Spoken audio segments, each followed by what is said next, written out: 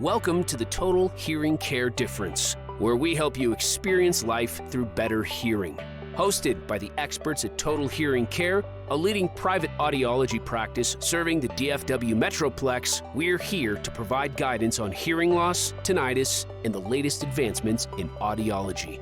Transform your life through better hearing. Let's get started.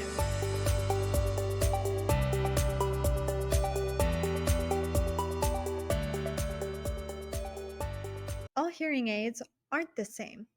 Let's explore the key differences between over the counter and prescription options to help you make the right choice. Welcome back, everyone. I'm Sophia Yvette, co host / producer, back in the studio with Dr. Jill Copley. Dr. Copley, how's it going today? Going wonderful. Thanks for having me back. Of course. Now, Dr. Copley, hearing aids are life changing for many people, but choosing the right type can feel overwhelming. What's the difference between over the counter and prescription hearing aids? So that's a great question. And I want to start with a little bit of history. So, several years ago, and this was prior to COVID times, the government was, or Congress was asked to come up with ideas on how to make hearing instruments more affordable. And so, what they came up with is taking basically simple hearing instruments and providing them over the counter. So it had a lot of great ideas, and they're good for some people and not for others. And we can get into that in a second. Prescriptive hearing aids are different. Now, prescriptive hearing aids are probably what you think of when you think of hearing instruments. That's where you come see an audiologist or another hearing healthcare provider, and they actually do a hearing test and they actually program via computer the hearing instruments for you. So it's a very exacting process and it fits your hearing loss perfectly. Over the counter does that in a more general way. Now, let's get into the biggest differences. What are the biggest differences in performance between over the counter and prescription hearing aids?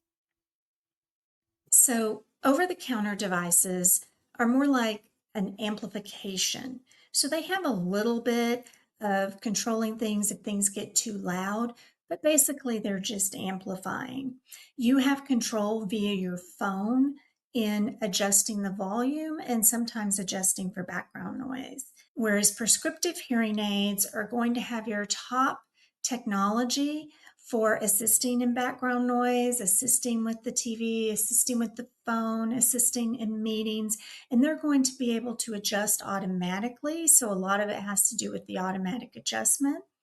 And that way you are not having to adjust things yourself. It's going to be a much higher tier of technology in prescriptive devices. Now, who would benefit the most from over the counter hearing aids versus a prescription one? So, over the counter devices were really meant for people that have a mild to moderate loss. So, maybe they're noticing that they're missing some things, but they're not missing everything. Now, in our opinion, prescriptive hearing aids are still going to help better because they're more precise to the hearing loss. But some people with a mild to moderate loss may not be able to justify the cost, the higher cost for prescriptive hearing aids. And so they're using these over the counter devices to just help them in those certain situations. Now, I want to mention, just for reference, that over the counter hearing instruments are geared towards adults. The FDA has said that children still need to see an otolaryngologist or an ENT as well as an audiologist. They should not be using the over the counter devices. Now, how does professional audiology support improve the effectiveness of prescription hearing aids on the flip side? That's a wonderful question. So, over the counter devices do not require any kind of support. So, if you do have trouble with them, you either have to call the company or they also recommend going back to where you bought them, which may be a place like CVS or Best Buy, and the people that work there are not professional audiologists. They may be trained a little bit in how to sell these devices, but they're not trained in really helping you use the devices. So when you see an audiologist and you get prescriptive devices, there's going to be a lot more training. There's going to be training on cleaning them, how best to use them when you're in background noise. For instance, the microphones on prescriptive hearing instruments are going to adjust for what's behind you when you get into noise. And so you want to sit or stand a certain way. You want to use the TV in a certain way. And so there's a lot of tips and recommendations that audiologists can give when you actually come in for prescriptive hearing aids and get the appropriate counseling on how to use them best. Over the counter, you're just basically downloading an app and connecting it to those devices, and then you're on your own. Wow. Now, what about the cost difference between the two options? Yes, so that is the main difference, really. There's a lot of differences, but that is a big difference. And again, like I said at the beginning, the idea was that Congress would create a category of devices that would be less expensive. So you go from things like that might be $30 for a device, and I can tell you right now, those will never work. You'll be very disappointed with those. But you might go up to something that may be $1,500 or $2,000 for two devices, and those you're probably going to hear better with.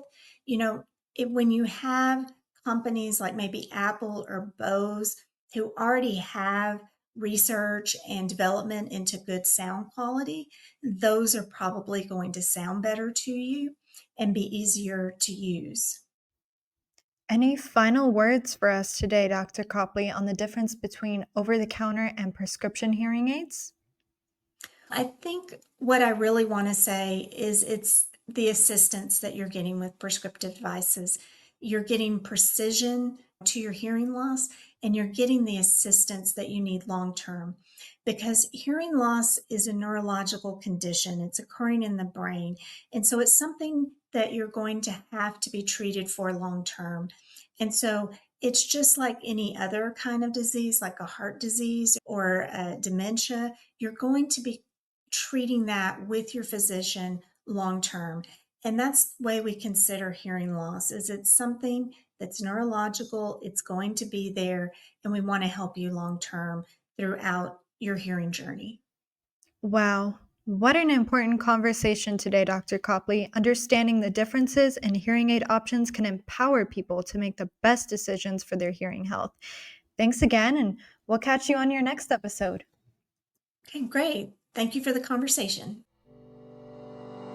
Thank you for listening to the Total Hearing Care Difference. If you're in the DFW Metroplex and ready to take the next step toward better hearing, call 469-218-4853 to book an appointment or visit TotalHearingCare.com.